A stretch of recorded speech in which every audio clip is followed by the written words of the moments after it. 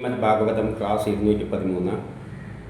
നമ്മളിന്ന് സ്കന്ധം 10 ഒന്നാം ഭാഗത്തിലെ 11-ാമത്തെ അധ്യായമാണ് നോക്കുന്നത്. ഇതിൽ ബകാസുര വധമാണ് പറയുന്നത്. നമുക്ക് കഥയിലേക്ക് കിടക്കാം. ഒന്നിൽ ശ്രീ ശുഗൻ പറയുകയാണ്, നന്ദഗോപരും മറ്റുള്ളവരും എല്ലാം പൊട്ടി വീഴുന്ന മരം പൊട്ടി വീഴുന്ന ഒച്ച കേട്ടിട്ട് അവർ വിചാരിച്ച് ഇടി വീണോ എന്ന ശങ്കയോടുകൂടി അവിടേക്ക് പാഞ്ഞു ചെന്നു. 2:3 പറയുകയാണ്, അവിടെ ഭൂമിയിൽ കടപുഴകി 2 മരുതുവൃക്ഷങ്ങൾ വീണ് കിടക്കുകയാണ്. അതിൻ്റെ ഇടയ്ക്ക് തന്നെ ഉരളിനെ വലിച്ചുകൊണ്ടിരിക്കുന്ന ബാലനെയും കണ്ടു. മരം വീഴുന്നതിനുള്ള കാരണം ഏകദേശം എല്ലാവർക്ക് നോക്കിയാലും മനസ്സിലാകും.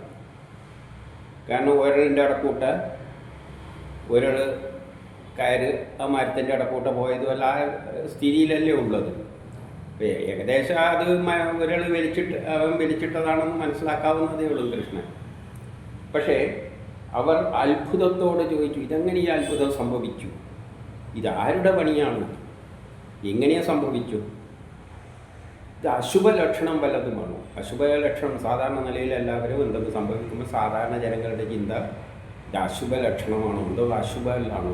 യഥാർത്ഥത്തിൽ കൃഷ്ണൻ തന്നെ ചെയ്തതാണ്, പിന്നെ അശുഭം എന്ന് പറയേണ്ട കാര്യമൊന്നുമില്ല. അപ്പോൾ ഇങ്ങനെയാണ് സാധാരണക്കാരുടെ അവസ്ഥ.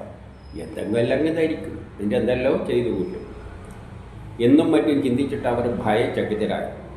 ഇതിൻ്റെ 4 അവിടെ നിന്നിരുന്ന കുട്ടികളപ്പം പറഞ്ഞു, എന്ത്, ഇവൻ ഉരൾ വലിച്ചിട്ട് അതിൻ്റെ ഇടക്കൂട്ട് ഉരൾ വലിച്ചെടുക്കാൻ നോക്കിയപ്പോൾ ശക്തി കൊണ്ട് മരം വീണമാണ്. കുട്ടികളിത് കാണുന്നുണ്ടല്ലോ.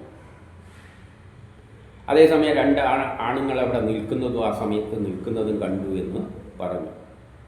5 ഒരു കുട്ടിക്ക് ഇതൊന്നും ചെയ്യുവാൻ കഴിവുണ്ടാവില്ല എന്ന നിലയിലാണ് അവർ ചിന്തിച്ചത്. ഒരു കുട്ടി എങ്ങനെ ഇതെല്ലാം മരം വലിച്ചിടും? അതുകൊണ്ട് ആ കുട്ടികൾ പറഞ്ഞ ഒരു കാര്യത്തിൽ എടുത്തില്ല. എങ്കിലും ചിലർക്കെന്തെല്ലോ സംശയങ്ങൾ ഉണ്ടായിരുന്നു. ഉരലിൽ തൻ്റെ കുട്ടിയെ കെട്ടിയിട്ട നിലയിൽ കണ്ട നന്ദഗോപര് ചിരിച്ചുകൊണ്ട് എന്ത് ചെയ്തു? ആ കുട്ടിയെ ഉരലിൽ കെട്ടിയിരിക്കുന്നതിൽ നിന്നും വേർപെടുത്തി വിട്ടു. ഇനി 7 പിന്നെയുള്ള ചില കാര്യങ്ങൾ പറയുകയാണ്. ചിലപ്പോൾ ഗോപശ്രീകൾ പ്രേരിപ്പിച്ചാൽ അവരെന്ത് ചെയ്യും? പ്രാകൃത ബാലനെ പോലെ നൃത്തം വയ്ക്കും. സാധാരണ കുട്ടികൾ നൃത്തം വെക്കുന്ന പോലെ. ചിലപ്പോൾ ഒച്ചത്തിൽ പറഞ്ഞാൽ ഒച്ചത്തിൽ പാടും. ഒരു മരപ്പാവ കണക്ക് എന്തും ചെയ്യും. വേറെ ചിലയിടത്ത് ഗോപികമാർ ആജ്ഞാപിച്ചാൽ നീ പോയി അതെടുത്തിട്ട് പോയി ഇതെടുത്തു പോകാൻ എന്നെല്ലാം പറയുമ്പോൾ അവൻ പീഠവും അളവ് പാത്രവും പിന്നെയോ മെതിയടിയെല്ലാം എടുത്തുകൊണ്ടാന്നിട്ട് ശരീരം തളർന്നു പോയ ക്ഷീണിച്ച പോയ കയ്യെല്ലാം ഇങ്ങനെ കുടഞ്ഞ് കാണിക്കും. എന്നിട്ട് 9 പറയാണ്, ഭക്തന്മാർക്ക് താൻ വശംവദനാണെന്ന് കാട്ടിക്കൊടുക്കാൻ വേണ്ടിയിട്ടാണ്. കാരണം വലിയ ആ ശ്രീഹരിയും ഭക്തന്മാരോട് എന്താണ്, ശരിയായ ഭക്തരാണെങ്കിൽ ആ ഭക്തർ പറയുന്നതനുസരിച്ച് അങ്ങേര് പെരുമാറും. ഭക്തന്മാർക്ക് അടിമയാണ് എന്ന് ചിലയിടത്തെല്ലാം പറഞ്ഞു വെച്ചിട്ടുണ്ട്. അപ്പോൾ ഈ ഭക്തിയുള്ള ആൾക്കാരായതുകൊണ്ട് അവരെന്ത് പറഞ്ഞാലും കാട്ടിക്കൊടുക്കും. ആ നിലയിൽ കുട്ടിയും പെരുമാറുന്നതായിട്ട് കണ്ടാൽ മതി. അവനെന്ത് ചെയ്യും? ആ രീതിയിൽ ബാലലീലകൾ ആ വിധം കാട്ടിക്കൊടുത്തിട്ട് ഗോകുലവാസികളെ സന്തോഷിപ്പിക്കും. പിന്നെ 10 പഴങ്ങൾ വാങ്ങിക്കോളൂ എന്ന് പറയുന്നത് കേട്ട്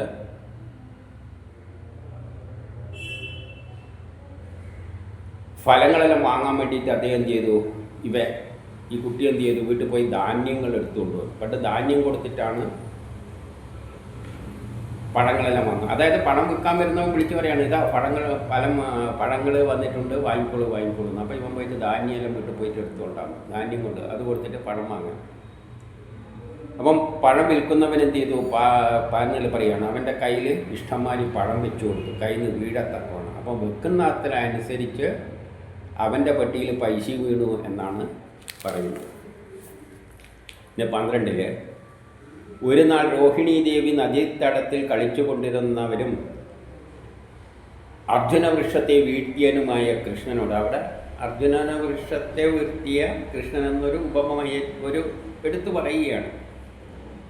എന്നിട്ട് അവനും ബലരാമനെയും വിളിച്ചു.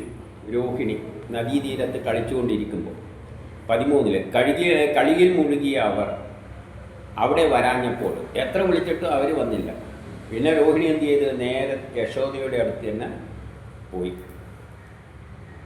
എന്നിട്ട് 14 യശോദ അപ്പോൾ ജ്യേഷ്ഠനോടും മറ്റും കൂടി കളിച്ചുകൊണ്ടിരുന്ന കൃഷ്ണനെ തുടരെ വിളിച്ചു. പലപ്പോഴായിട്ട് വിളിച്ചു. എങ്ങനെ വിളിച്ചതെന്ന് വെച്ചാൽ 15-16 കൃഷ്ണ, താമരക്കണ്ണ, ഉണ്ണി, ഇവിടെ വാ എന്നിങ്ങനെ അങ്ങനെയെല്ലാം വിളിച്ചത്. അമ്മിച്ചപ്പാൽ കഴിക്കാനായി, കളിച്ചത് മതി, നീ കളിച്ച് ക്ഷീണിച്ചിരിക്കുന്നു, നീ വിശന്ന് വലഞ്ഞിരിക്കുകയാണ്, ഉണ്ണി രാമ അനുജനോടുകൂടി വാ, നീ രാവിലെ ഊണ് കഴിച്ചതാണ്, അതുകൊണ്ട് ഉടൻ വന്ന് ഊണ് കഴിക്കുക. എൻ്റെ 17 പറയുകയാണ്, നന്ദഗോപര് ഉണ്ണാനായിട്ട് നിന്നെയും കാത്തിട്ട് വീട്ടിലിരിക്കുന്നുണ്ട്, അതുകൊണ്ട് വേഗം വരൂ. നിങ്ങളെന്ത് വേണം? അവരവരുടെ അച്ഛനമ്മമാർക്ക് സന്തോഷമുണ്ടാക്കുവാനായിക്കൊണ്ട് അവരുടെ വീട്ടിലേക്ക് വേഗം പോവുക. അച്ഛനമ്മമാർക്ക് സന്തോഷം ഉണ്ടാക്കാൻ വേണ്ടിയിട്ട്, അല്ലാതെ ഇങ്ങനെ കളിച്ചുകൊണ്ട് ദേഷ്യപ്പെടുത്തിയിട്ട് ഇരിക്കരുത്. എന്നിട്ട് 18 പറയാണ്, മകനെ നീ മുഴുവൻ പൊടി വരണ്ടിരിക്കുകയാണ്, നന്നായി കുളിക്കണം. പിന്നെ ഇന്ന് നിൻ്റെ പിറന്നാളാണ്. അപ്പം പിറന്നാളിനെല്ലാം എന്ത് ചെയ്യും? എല്ലാവർക്കും ദക്ഷിണയെല്ലാം കൊടുക്കും. അതുകൊണ്ട് ബ്രാഹ്മണർക്കും എല്ലാം പശുക്കളെയെല്ലാം ദാനം ചെയ്യേണ്ട ദിവസമാണിന്ന്, അതുകൊണ്ട് വേഗം വരാൻ. 19 പറയുകയാണ്, അമ്മമാരാൽ തേച്ച് കുളിച്ച് നന്നായി വസ്ത്രം അലങ്കരിച്ച നിൻ്റെ കൂട്ടുകാരെ നോക്കുക. കാരണം കൂട്ടുകാരെല്ലാം അവരെ അച്ഛനമ്മമാരും എല്ലാം നല്ല അമ്മമാർ അവരെ നല്ലവണ്ണം കുളിപ്പിച്ചിട്ട് നല്ല വസ്ത്രമെല്ലാം ഉടുപ്പിച്ചിട്ട് ഇതാ അവർ വന്ന് നിൽക്കുകയാണ് കൂട്ടുകാർ. നീയും അതേപോലെ കുളിച്ചിട്ട് എന്ത് വേണം? ആഹാരമെല്ലാം കഴിച്ചിട്ട് നന്നായി വസ്ത്രമെല്ലാം ഉടുത്തതിൻ്റെ ശേഷം നീ വണ്ടിക്ക് പോയിട്ട് കളിച്ചു കൊടുക്കുക. ഇപ്രകാരം വിളിച്ചിട്ട് വരാഞ്ഞപ്പോൾ പിന്നെ എന്ത് ചെയ്ത് രാമൻ്റെയും കൃഷ്ണൻ്റെയും എല്ലാം കൈ പിടിച്ചുകൊണ്ട് യശോദ എന്ത് ചെയ്യുന്നുണ്ട്? കയ്യിൽ പിടിച്ചു വലിച്ചുകൊണ്ട് തൻ്റെ ഗൃഹത്തിലേക്ക് കൊണ്ടുവന്നു. പിന്നെ കുളിപ്പിച്ചിട്ട് ഭക്ഷണമെല്ലാം കൊടുത്തു. ഇനി 21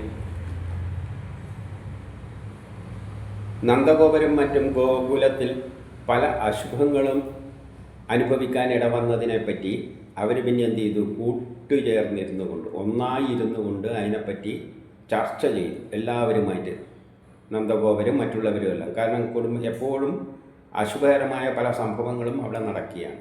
അതുകൊണ്ട് അവർ ഒന്നിച്ചിരുന്നിട്ട് ആലോചിച്ചു. അതിൽ ഏറ്റവും അറിവുള്ള ആരാണ്? നന്ദഗോപര് തന്നെയാണ്. അതുകൊണ്ട് 22 പറയുകയാണ്, ഇക്കാര്യത്തിൽ അറിവും വയസ്സും ദേശകാലത്തിനനുസരിച്ച് പ്രവർത്തിക്കാനുള്ള പരിചയമെല്ലാം ഉള്ള അറിവുമുള്ള നന്ദഗോപര് പറഞ്ഞു. 23 ഗോകുലത്തിൻ്റെ നന്മയെ ആഗ്രഹിക്കുന്നവർ ഇവിടെ നിന്ന് മാറി താമസിക്കണം. ഗോകുലത്തിൻ്റെ നന്മയാണ് ആഗ്രഹിക്കുന്നുണ്ടെങ്കിൽ ഇവിടെ നിന്ന് മാറി താമസിക്കണം. ഇവിടെ കുട്ടികളുടെ നാശകാരകമായ നിമിത്തങ്ങൾ കാണുന്നു. കുട്ടികൾക്ക് നാശം ഉണ്ടാകുന്ന തരത്തിലുള്ള നിമിത്തങ്ങൾ ഇവിടെ സംഭവിച്ചുകൊണ്ടിരിക്കുകയാണ്.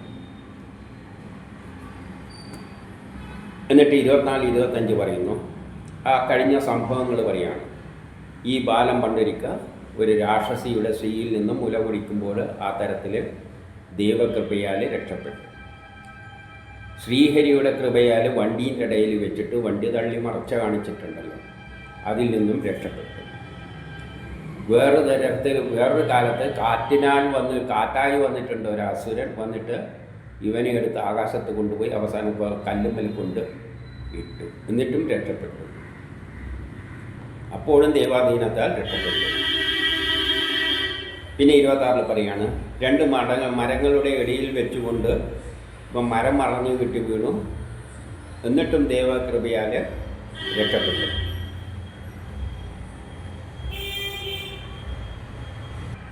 ഇനി 27 പറയുകയാണ്, ദുർനിമിത്തങ്ങളാൽ ഉണ്ടാകുന്ന ആപത്ത് ഗോകുലത്തെ ബാധിക്കുന്നതിന് മുമ്പ് നമുക്കിവിടെ കുട്ടികളെയും കൂട്ടിയിട്ട് ഇപ്പോൾ തന്നെ കുട്ടികളെയും കൂട്ടിയിട്ട് മറ്റൊരിടത്തേക്ക് പോകുന്നതാണ് ഉചിതം. അപ്പം നമ്മൾ ഇതുവരെയുള്ള സംഭവങ്ങളെ വീക്ഷിച്ചാൽ ഭരണത്തിൻ്റെ തലപ്പത്തുള്ളവരാണ് കംസനും പാർട്ടികളും, രാജാവ്. അപ്പോൾ അതിൻ്റെ പീഠ ഏറ്റവും കൂടുതൽ ദുർഭരണം വരുമ്പോൾ ഏറ്റവും കൂടുതൽ ജനം അനുഭവിക്കുന്നത് താഴെയുള്ള ഗ്രാമങ്ങളിലെല്ലാമാണ്. അവിടെ ആദ്യം അതിൻ്റെ പ്രതിഷേധം, അത് ജയിലിലായാലും നീതിമാന്മാരെ ജയിലിലടക്കുക, അല്ലെങ്കിൽ ദാരിദ്ര്യം കഷ്ടപ്പാടുള്ള സ്ഥലത്താണ് പ്രതിഷേധം പൊട്ടിമുഴക്കുക. കാലമാണ് ആദ്യം പ്രകടമാകുന്നത് ഒരു ചെറിയ പ്രതിഷേധ രൂപത്തിലാണ്, ജയിലിലോ അത്തരം സ്ഥലങ്ങളിലാണ് ഉണ്ടാവുക. അപ്പോൾ അവരെ മുഴുവൻ അടിച്ചൊതുക്കുന്നതാണ് കുട്ടികളെ മുഴുവൻ കൊന്നൊടുക്കാൻ തീരുമാനിച്ചതായിട്ട്. അതിന് പല തന്ത്രങ്ങൾ ഉപയോഗിക്കും. നല്ല ആളായിട്ട് വന്നിട്ട്, അതാണ് പാല് കൊടുത്തിട്ട് സുന്ദരിയായി വന്നിട്ട് പാല് കൊടുക്കുന്ന ഭാവത്തിൽ കൊല്ലാൻ നോക്കിയത്, ഇല്ലാതാക്കും. അത് കഴിഞ്ഞിട്ട് പിന്നെ എന്ത് ചെയ്തു? തൂത്തുവാരി കളയാൻ നോക്കി. കൊടുങ്കാറ്റായിട്ട് വന്നിട്ട് അടിച്ചു കൊണ്ടുപോകാൻ തൂത്തുവാരി കളയാൻ നോക്കി. അതും പരാജയപ്പെടും. പിന്നെയാണ് ചെയ്തത് എന്ത്?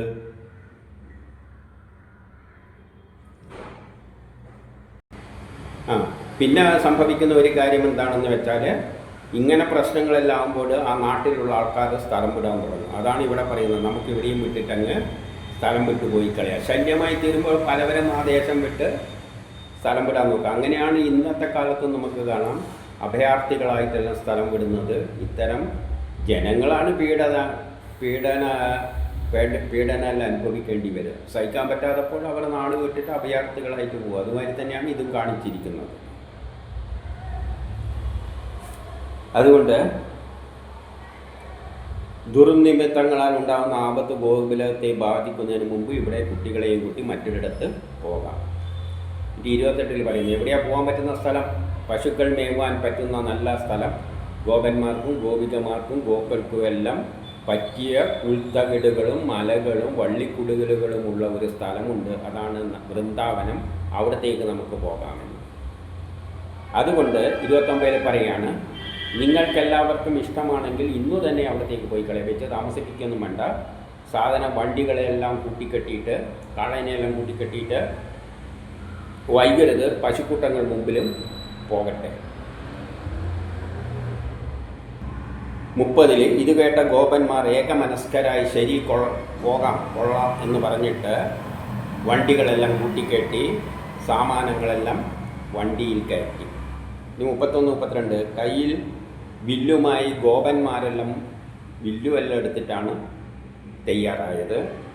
പിന്നെയോ സ്ത്രീകളും കുട്ടികളും പിന്നെ വയസ്സായവരും ഉപകരണങ്ങളെയെല്ലാം വണ്ടിയിൽ കയറ്റി, കുറേ വണ്ടികളിൽ കയറ്റി. എന്നിട്ട് മുമ്പിൽ പശുക്കൂട്ടങ്ങളെയെല്ലാം നയിച്ചുകൊണ്ട് പുരോഹിതന്മാരോടുകൂടി അവർ യാത്രയായി. അപ്പോൾ 33 തേരിൽ കയറിയ സ്ത്രീകൾ, കുറേ സ്ത്രീകളുണ്ടല്ലോ തേരിലെല്ലാം കയറിയിട്ട്, അവർ സ്ഥലങ്ങളിൽ കുങ്കുമങ്ങളെല്ലാം ചാർത്തിയ, നമ്മൾ ഇതെല്ലാം പറയുമ്പോൾ ഒന്ന് എന്തിനാണ് അവർ ഇങ്ങനെയെല്ലാം പറയുന്നതെന്ന് നമ്മൾ ചിന്തിച്ചു. ആത്മീയ ഗ്രന്ഥമല്ലേ എന്ന് ചോദിച്ചാൽ അവർ ഉദ്ദേശിക്കുന്നത് ഇതൊന്നും ആത്മീയമൊന്നുമല്ല, സാധാരണ കാര്യങ്ങൾ തന്നെയാണ്. നമ്മളെല്ലാം എഴുതുന്നവർ ഇങ്ങനത്തെ ആൾക്കാർ തന്നെയാണ് എന്നത് വരുത്താനായിരിക്കാം ഇതെല്ലാം എടുത്ത് പറയുന്നത്. അപ്പം അവരെന്ത് ചെയ്തിട്ടുണ്ട്? കഴുത്തിൽ പൊന്മാലയെല്ലാം അടഞ്ഞ് ധരിച്ച് നല്ല വസ്ത്രങ്ങളെല്ലാം അണിഞ്ഞിട്ട് ഗോപശ്രീകൾ വണ്ടിയിൽ നിന്ന് ശ്രീകൃഷ്ണൻ്റെ ലീലകളെയെല്ലാം പറയാൻ തുടങ്ങി. കുട്ടിക്കാലത്ത് കാണിക്കുന്ന വികൃതികളല്ല. 34 ഇപ്രകാരം യശോദയും രോഹിണിയും കൃഷ്ണനും രാമനും എല്ലാം ഒരു വണ്ടിയിലാണ്, ഒറ്റ വണ്ടിയിലാണുള്ളത്, ഒരേ വണ്ടിയിലാണുള്ളത്. അപ്പോൾ അവർ ഈ കഥകളെല്ലാം കേൾക്കുന്നതിനാൽ വളരെ സന്തോഷത്തോടു കൂടി കേട്ടുകൊണ്ടിരുന്നു. അവർക്കിതെല്ലാം കേൾക്കുന്നതിന് പോകുമ്പോഴൊരു രസം തന്നെയാണല്ലോ ഇതെല്ലാം ഇവർ വർണ്ണിക്കുന്നത്. എന്നിട്ട് 35 പറയാണ്, എല്ലാ കാലത്തും സുഖകരമായ വൃന്ദാവനം എന്ന് പറഞ്ഞാൽ ഏത് സീസണിലും വളരെ നല്ലതായിരിക്കും, ഒരേ കാലാവസ്ഥയാണ്. അവിടെ എത്തിച്ചേർന്നപ്പോൾ അവർ വണ്ടികളെ കൊണ്ട് എന്ത് ചെയ്തു എന്ന് വെച്ചാൽ അർദ്ധചന്ദ്രാകൃതിയിൽ വണ്ടികളെല്ലാം ഇങ്ങനെ അറേഞ്ച് ചെയ്തിട്ട് ചുറ്റും വെച്ചിട്ട് ഒരു പാർപ്പിടം മാതിരി ഒരുക്കി. എന്നിട്ട് 36 വൃന്ദാവനവും ഗോവർദ്ധന പർവ്വതവും കാളിന്തി നദിയും അതിൻ്റെ അടുത്തുള്ള മൺതട്ടുകളും എല്ലാം കണ്ടപ്പോൾ ഈ ശ്രീകൃഷ്ണനും ബലരാമനും എല്ലാം ഭയങ്കര സന്തോഷമായി ആ സ്ഥലത്തിൻ്റെ പ്രകൃതി ഭംഗി കണ്ടപ്പോൾ. എൻ്റെ 37 പറയുകയാണ്, ഇങ്ങനെ ബാലക്രിയകളുമെല്ലാമായിട്ട് കൊഞ്ചലും മൊഴികളുമായിട്ട് കുറേ കാലം കഴിഞ്ഞു. ദേശവാസികൾക്കെല്ലാം സന്തോഷമുണ്ടാക്കിക്കൊണ്ട് കുറച്ച് കാലം കഴിഞ്ഞു. അതിന് യോജിച്ച കാലം വന്നപ്പോൾ പിന്നെ അവരെ കാലുകളെ മേയ്ക്കാൻ വേണ്ടിയിട്ട് പോകാൻ തുടങ്ങി. ഇനി 38, അവിടെ നിന്നും വളരെ അകലെയല്ലാത്ത ഒരു സ്ഥലത്ത് അവരെ കളിക്കോപ്പുകളെല്ലാം എടുത്തുകൊണ്ട് കളിച്ചുകൊണ്ട് പശുക്കളെ മേയിച്ചുകൊണ്ട് കുറേ ദൂരത്തുരുത്തിയിൽ ഒരു ദിവസം പോയി. 39-40. ചിലപ്പോൾ എന്ത് ചെയ്യുന്നു വെച്ചാൽ പുല്ലാങ്കുഴൽ വിളിക്കും. മറ്റു ചിലപ്പോൾ കവണകൾ കൊണ്ട് എറിയും. ഈ എറിഞ്ഞു കളിയെല്ലാം ഉണ്ടല്ലോ, ഇട്ടിയും കോല് കളിക്കുകയോ മറ്റേ കുറ്റി വെച്ചിട്ട് മറ്റേ ഇതെല്ലാം ഉണ്ടല്ലോ, അങ്ങനത്തെ കളികളെല്ലാം കളിക്കും. മറ്റു ചിലപ്പോൾ പാദങ്ങളിൽ കിങ്ങിണിയെല്ലാം വെച്ച് കെട്ടിയിട്ട് കാളകളുടെ കോലയെല്ലാം കെട്ടിയിട്ട് കാളകളെ പോലെ അഭിനയിച്ചുകൊണ്ട് ഇവർ തമ്മിൽ കാളപ്പോര് നടത്തുന്ന മാതിരി പോര് നടത്തും, അംഗം വെട്ടിക്കൊണ്ടിരുന്നു. ചിലപ്പോൾ പലതരം ജന്തുക്കൾ കരയുന്ന മാതിരിയുള്ള ശബ്ദങ്ങൾ ഉണ്ടാക്കും. ഇക്കാലത്തെ മിമിക്രി മാതിരിയായിട്ട് വേണമെങ്കിൽ അതിനെ എടുക്കാം. ഇത് 41. ഒരിക്കൽ കൃഷ്ണനും സഹോദരനും യമുനയുടെ കരയിൽ പശുക്കുട്ടികളെ മേയ്ക്കുമ്പോൾ, രണ്ടുപേരും കൂടിയിട്ട് യമുനയുടെ തീരത്ത് കുട്ടികളെ മേയ്ക്കുമ്പോൾ അവരെ കൊല്ലുവാനായിട്ട് ഒരു അസുരൻ വന്നു. ഇതാര് കണ്ടു? കൃഷ്ണൻ കണ്ടു. 42 കൃഷ്ണൻ പറയുകയാണ്, പശുക്കുട്ടികളുടെ രൂപമെടുത്തിട്ട് ഈ പശുക്കുട്ടികളുടെ ഇടയിൽ നിൽക്കുന്ന അവനെ, ആ അസുരനെ, പശുക്കുട്ടീൻ്റെ രൂപം എടുത്തിട്ട് നിൽക്കുകയാണ് പശുക്കളുടെ ഇടക്ക്, പശുക്കുട്ടീനെ പോലെ ബലരാമന് കാണിച്ചു കൊടുത്തു. അപ്പോൾ അവർ രണ്ടുപേരും കൂടിയിട്ട് എന്ത് ചെയ്തു? അതിൻ്റെ പിന്നാലെ പതുങ്ങിച്ചെന്നു. 43 ഭഗവാൻ അവൻ്റെ വാലിലും കാലും അടക്കം പിടിച്ചിട്ട് വട്ടത്ത് കറക്കി. അപ്പം തന്നെ അവൻ്റെ ജീവൻ പോയി എടുത്ത് നേരെ മരത്തിൻ്റെ മേലെ എറിഞ്ഞു. എന്നിട്ട് പിന്നെ 44 അവൻ നിലം പൊത്തിയപ്പോൾ കുട്ടികൾ നന്നായി എന്ന് പറഞ്ഞ് സന്തോഷിച്ചു.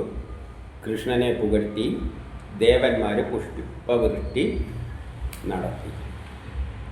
അപ്പം ഇപ്പോൾ എന്താണ് സംഭവിച്ചത്? ആദ്യം എന്താണ് ചെയ്തത്? ആദ്യം തുടക്കം ഭരണത്തിൻ്റെ തലപ്പത്ത് ഏറ്റവും മുകളിൽ ദുർഭരണാധികാരി ഉണ്ടാകുമ്പോൾ ഏറ്റവും പീഡനം അനുഭവിക്കുന്ന സ്ഥലത്ത് കാലം അതിൻ്റെ തല പൊക്കും. അതാണ് കൃഷ്ണൻ. അത് കാരാഗ്രഹത്തിൽ നീതിമാന്മാരെ പിടിച്ചിടുന്ന സ്ഥലവുമാകാം, ഏറ്റവും പീഡനം അനുഭവിക്കുന്ന കാലിത്തൊഴുത്തുമാകാം, ഏതുമാകാം. അവിടെയാണ് തല പൊക്കുക കാലം കൃഷ്ണരൂപത്തിൽ. അതിനെ തച്ചുടക്കും. അപ്പം വേറൊരുത്തി വരും. വൃത്തിയിലുടച്ചാൽ വേറൊരുത്തിയിൽ വരും. കാരണം കഷ്ടപ്പാട് ദുരിതവും ഉണ്ടാകുമ്പോൾ പിന്നെ അത് കളവ് രൂപത്തിൽ വരും. അതാണ് കൃഷ്ണൻ വണ്ണ കക്കുന്നതായിട്ടെല്ലാം ചിത്രീകരിച്ചത്. അത് പിന്നെ കളവ് രൂപത്തിൽ പ്രത്യക്ഷമാകും. ആദ്യം പ്രതിഷേധമാണെങ്കിൽ പിന്നെ ദാരിദ്ര്യം കൂടുമ്പം പിന്നെ കളവ് രൂപത്തിലാണ് അത് പ്രത്യക്ഷപ്പെടുന്നത്. അത് കഴിഞ്ഞിട്ട് മൂടോടെ അടിച്ചു മാറ്റുന്നുണ്ട്. ചുഴലിക്കാറ്റായിട്ട് മൂടോടെ അടിച്ചില്ലാതാക്കാൻ ശ്രമിക്കും. ഇതെല്ലാം കംസൻ ചെയ്യുന്ന പരിപാടികളാണ്. പക്ഷേ അതിൽ നിന്നും അതിനെക്കൊണ്ടൊന്നും രക്ഷപ്പെടാൻ പോകുന്നില്ല. നാട്ടിലെ പ്രശ്നം തീർക്കാത്തതുകൊണ്ട് ഇതൊന്നും തീരാൻ പോകുന്നില്ല. പിന്നെയാണ് അതിലിടക്കുന്നുണ്ട്, സ്നേഹഭാവത്തിൽ വന്നിട്ട് മുല കുടിച്ചിട്ട് കൊല്ലാൻ ശ്രമിക്കുന്നുണ്ട്. സ്നേഹഭാവത്തിലെല്ലാം വന്നിട്ട് വിഷം കൊടുത്ത് കൊല്ലാൻ നോക്കും, അല്ലെങ്കിൽ മൂടോടെ അടിച്ച് കളയാൻ നോക്കും.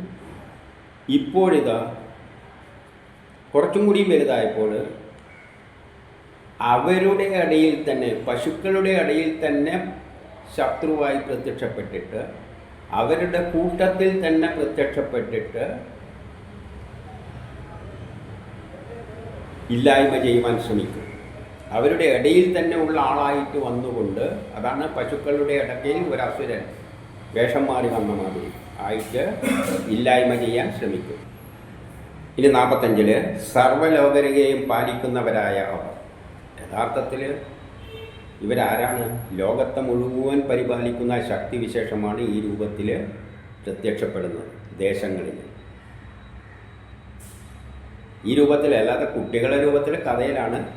ലോകത്തെ മുഴുവൻ പരിപാലിക്കാൻ ശക്തിയുള്ള ആ ശക്തിവിശേഷം പക്ഷേ പ്രത്യക്ഷപ്പെടുന്നത് ഈ രൂപത്തിലെല്ലാം. ആദ്യം ഒരു പ്രതിഷേധമായിട്ടും പിന്നെ കളവ് രൂപത്തിലും എല്ലാമാണ് പ്രത്യക്ഷപ്പെട്ടു വരുന്നത്. അല്ലാതെ നേരിട്ടങ്ങ് തച്ചുടക്കാൻ നിൽക്കുന്നില്ല. ഈ രൂപത്തിലാണ് കാലം മുന്നോട്ടേക്ക് പോവുക. എല്ലാം, കാരണം എല്ലാം നോക്കിക്കഴിഞ്ഞാൽ ഈ സംഭവങ്ങളെല്ലാം നമുക്ക് കാണാൻ പറ്റും. ചരിത്രം എടുത്ത് മറച്ചു നോക്കിക്കഴിഞ്ഞാൽ ഇങ്ങനെ തന്നെയാണ് തുടക്കമുണ്ടാവുക. അപ്പം സർവ്വലോകരെയും പരിപാലിക്കുന്ന അവർ രണ്ടുപേരും പശുക്കുട്ടികളെ പരിപാലിക്കുന്നവരായി ഭാവിച്ച് ഭക്ഷണത്തിനുള്ള സാധനങ്ങളുമെല്ലാമായിട്ട് പശുക്കുട്ടികളെ മേയിച്ചുകൊണ്ട് കാടുതോറും നടന്നു. ഒരിക്കൽ എല്ലാവരും കൂടി അവൻ്റെ പൈക്കിടാങ്ങളെ വെള്ളം കുടിപ്പിക്കാൻ ഒരു തടാകത്തിൻ്റെ സമീപം ചേർന്നു. വെള്ളം കുടിപ്പിച്ച് അവരും കുടിച്ചു. 46 ഈ പൈക്കിടാങ്ങളെയെല്ലാം കൊണ്ടുപോയിട്ട് തടാകത്തുനിന്ന് വെള്ളവും കുടിച്ച് അവരും കുടിച്ചു.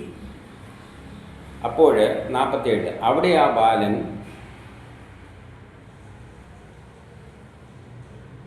വജ്രത്താൽ തകർന്നു വീണ ഒരു പർവ്വതത്തിൻ്റെ ശിഖരം പോലെ സ്ഥിതി ചെയ്യുന്ന ഒരു വിചിത്ര ജന്തുവിനെ കണ്ടു.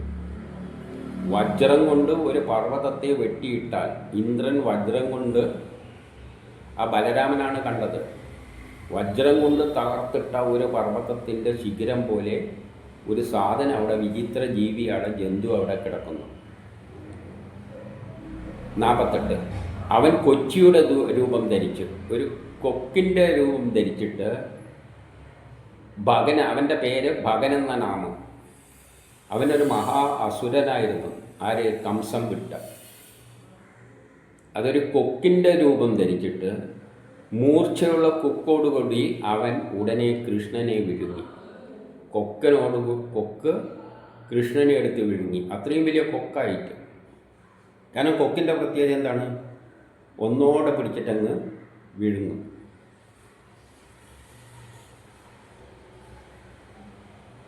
അപ്പം ബലരാമനും മറ്റും 44 ബലരാമനും മറ്റും ഒരു പെരുത്ത കൊക്ക് അവനെ വിഴുങ്ങുന്നത് കണ്ടിട്ട് പ്രാണൻ വേർപ്പെട്ട ഇന്ദ്രിയങ്ങളെ പോലെ പ്രജ്ഞയേറ്റ് നിന്നു എന്നാണ് പറയുന്നത്. ബലരാമൻ പോലും അന്തം വിട്ട് നിന്നുപോയി. എന്നിട്ട് 50 പറയുകയാണ്, ബ്രഹ്മാവിൻ്റെ പിതാവും നന്ദഗോപൻ്റെ നന്ദനനും. ബ്രഹ്മാവിൻ്റെ പിതാവ് ആരാണ്? ബ്രഹ്മാവ് എവിടെ നിന്നാണ് ജനിച്ചത്? ശ്രീഹരിയുടെ നാഭിയിൽ നിന്ന്. അപ്പം ബ്രഹ്മാവിൻ്റെ പിതാവ് എന്ന് വേണമെങ്കിൽ പറയാം. നന്ദഗോപൻ്റെ നന്ദനും. അവനെന്ത് ചെയ്തു? ആ തൊണ്ടയുടെ അടിഭാഗത്ത്, കൊക്ക് വിഴുങ്ങിയാൽ തൊണ്ടേൻ്റെ ഇവിടെ കിടക്കുമല്ല, തീക്കട്ട പോലെയുള്ള അവസ്ഥയിലായി മാറി.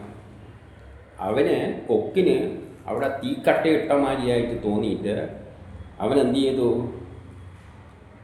ഉടനെ അതിനെ ഛർദ്ദിച്ച് കളഞ്ഞു കൃഷ്ണന്. അവിടെ എത്തിയപ്പോൾ ഇത് തീക്കട്ട പോലെ പൊള്ളുന്നു. എന്നിട്ട് അതിനെ ഛർദ്ദിച്ച് കളഞ്ഞു. എന്നിട്ട് പിന്നെയും ദേഷ്യം തീരാതെ കൊക്കുകൾ കൊണ്ട് കൊത്തി അവനെ കൊല്ലാൻ നോക്കി. അപ്പോൾ 51 ഭഗവാൻ അപ്പോൾ എതിർത്തു വരുന്ന കംസൻ്റെ ചങ്ങാതിയായ ബകാസുരനെ ഇരു കരങ്ങളാലും അതിൻ്റെ കൊക്ക് രണ്ടും പിടിച്ചിട്ട് 2 പീസായിട്ട് എന്തു ചെയ്തു? രാമച്ചത്തിൻ്റെ ഇത് വലിച്ചു കീറുന്നവരെ വലിച്ചു കീറിയിട്ടു. അപ്പം സ്വർഗവാസികളും 52 മുല്ലപ്പൂവുകളെല്ലാം ആകാശത്തുനിന്ന് വർഷിച്ചു. ശംഖനാഥം മുഴങ്ങി. പിന്നെയോ ഗോപന്മാരെല്ലാം അത് കണ്ടിട്ട്, കുട്ടികളെല്ലാം അത് കണ്ടിട്ട് അന്തം വിട്ട് അത്ഭുതപ്പെട്ടു നിന്നു. ഇവിടെ എന്താണ് സംഭവിച്ചത്? ഇവിടെ സംഭവിച്ചത് നേരത്തെ ചെയ്തത് എന്താണ്?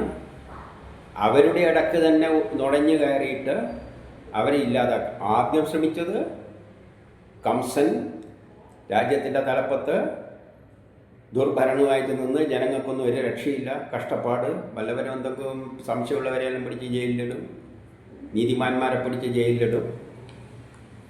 അവിടെയാണ് അതിൻ്റെ തുടക്കം, എതിർപ്പിൻ്റെ തുടക്കം അവിടെ നിന്നാണ് വരിക. അല്ലെങ്കിൽ ഏറ്റവും കഷ്ടപ്പെടുന്ന ഗ്രാമങ്ങളിൽ നിന്നാണ് ഇതിൻ്റെ തുടക്കം ഉണ്ടാവുക. അപ്പോൾ ആദ്യം അവരെല്ലാം തുടങ്ങുന്ന സ്ഥലത്തെല്ലാം ഇല്ലായ്മ ചെയ്യാൻ ശ്രമിക്കും. ഒരുത്തിയിലില്ലായ്മ ചെയ്യുമ്പോൾ വേറെത്തിയിൽ വരും. പിന്നെ അത് മോഷണ രൂപം വരും. അതാണ് വെണ്ണ കക്കുന്നതായിട്ട് ചിത്രീകരിച്ച് മോഷണ രൂപത്തിൽ വരും. പിന്നെ മൂടോടെ അടിച്ചു കളയാൻ നോക്കും. അതാണ് ചുഴലിക്കാറ്റുമായി കാണിച്ചത്. അതിനിടക്ക് ശ്രീ നല്ല വേഷത്തിൽ നമ്മുടെ ആള് എന്ന നിലയിൽ വന്നിട്ട് വിഷം കൊടുത്തിട്ട് കൊല്ലാൻ നോക്കും. അത് വേറൊരു തന്ത്രം. പിന്നെ നേരത്തെ കാണിച്ചെന്താണ്, കൂട്ടത്തിൽ ഒരാളായിട്ട് മാറിയിട്ട് കള്ളവേഷവും കെട്ടിയിട്ട് കൂട്ടത്തിൽ ഒരാളെ പോലെ നിന്നുകൊണ്ട് ഇവരെ ഇതിനെ ഇല്ലാതാക്കാൻ ശ്രമിക്കും. പിന്നെ ഇപ്പം കണ്ടെന്താണ്, മൂടോടെ വിഴുങ്ങുക. കൊക്ക് വിഴുങ്ങുന്നവരെ ഇവന്മാരെ മൂടോടെ അങ്ങ് വിഴുങ്ങിക്കളയാന്ന് വെച്ചിട്ട് ചെയ്യേണ്ടതെല്ലാം ചെയ്യും. ആളെ വിട്ടിട്ട് അവരെ മുഴുവൻ അങ്ങ് ചെയ്യായിക്കളയും. അതാണ് മൂടോടെ വിഴുങ്ങാൻ നോക്കുന്നത്. അതാണ് കൊക്കായിട്ട് ചിത്രീകരിച്ചത്. കൊക്ക് മൂടോടെ വിടുകയായി. പക്ഷെ അപ്പരിപാടിയും പൊളിയുന്നു. ഇനി 53 ബലരാമനും മറ്റും കൊറ്റിയുടെ വായിൽ നിന്നും രക്ഷപ്പെട്ട ഭഗവാനെ കണ്ടിട്ട് അവനെ വാരിപ്പുണർന്നു. പിന്നെ അവരെല്ലാം കൂടിയിട്ട് പശുക്കളെയെല്ലാം തെളിയിച്ചിട്ട് എവിടത്തേക്ക് പോയി? ഗോകുലത്തിൽ ചെന്ന് ആ വർത്തമാനം അവരോട് പറഞ്ഞു. ഇനി 54 പറയുകയാണ്, അത് കേട്ട അത്ഭുത പരതന്ത്രരായ ഗോപന്മാരും ഗോപികമാരും അധികരിച്ച പ്രേമത്താൽ പരലോകത്തിൽ പോയി തിരിച്ചു വന്നവരെ പോലെ അവരെ ഉറ്റുനോക്കിക്കൊണ്ടേ നിന്നു എന്ന് പറയുകയാണ്. അതിശയത്തോടെ ഇവരെ നോക്കിക്കൊണ്ടിരിക്കുകയാണ്, പരലോകത്തിൽ പോയിട്ട് തിരിച്ചു വന്നവരെ പോലെ. 55 പറയുകയാണ്, അത്ഭുതം, ആശ്ചര്യം, കഷ്ടം തന്നെ. ഈ കുട്ടിക്ക് പല മരണകാരണങ്ങൾ ഉണ്ടാക്കുന്നു. എങ്കിലും അവയിൽ നിന്ന് അനിഷ്ടം സംഭവിച്ചത് അവർക്ക് തന്നെയാണ്. ഇവനെ കൊല്ലാൻ പലവരും ശ്രമിക്കുന്നുണ്ട്, പക്ഷെ മരിക്കുന്നതെല്ലാം അവർ തന്നെയാണ്. കാരണം ആദ്യം അവർക്ക് തന്നെയാണ് ഭയമുണ്ടാകുന്നത്. ആരാണ് ഭയപ്പെടുന്നത് അവരാണ് മരിക്കുക. കുട്ടിക്ക് അങ്ങനത്തെ ഭയമൊന്നുമില്ല. ഭയമുള്ളവരാണ് ഇതത്രയും ചെയ്തു കൂട്ടുക. ഭരണാധികാരികൾ ഭയം കൊണ്ടാണ് ഇതെല്ലാം ചെയ്യുന്നത്, അല്ലാതെ വേറെ ഒന്നും കൊണ്ടല്ല.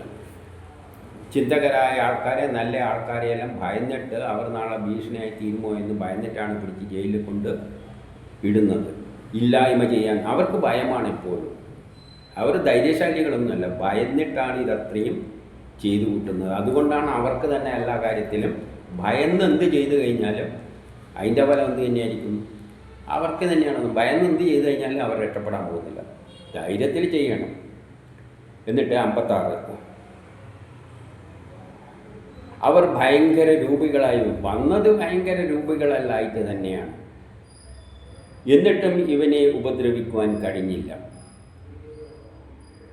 കൊല്ലാനായിട്ട് വന്നിട്ട് തീയിൽ ഈയാമ്പേറ്റകൾ പോലെ വന്നു വീണു കൊടുക്കുന്നു.